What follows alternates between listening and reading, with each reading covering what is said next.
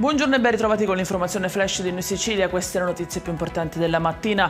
In apertura 7 arresti in un'operazione antimafia operata da Agrigento. Nel mirino gli appalti pubblici come il completamento della rete fognaria di Ribera affidata ad una ditta di Favara con il coinvolgimento di uno degli arrestati.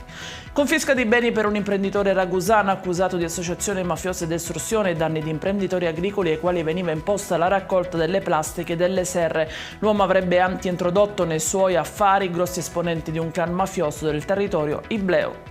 È approdata a Pozzallo la nave Sea Watch 5 con 52 migranti a bordo, compreso il cadavere del 17enne che è stato trasportato nella camera mortuaria del cimitero. La salma del ragazzo deceduto dopo l'ispezione del medico legale è stata sottoposta a sequestro dalla procura di Ragusa, che quasi sicuramente disporrà l'autopsia.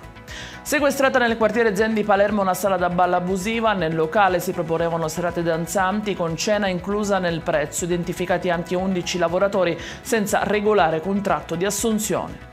E in chiusura l'andata in fumo anche del secondo tentativo di furto dopo quello del 15 dicembre scorso operato ai danni del supermercato Eurospin di San Nicolò ad Acicatena, siamo nel catanese. I ladri, dopo aver rubato un escavatore, anche questa volta hanno cercato nuovamente di asportare la cassaforte. L'intento è andato male grazie all'intervento dei carabinieri.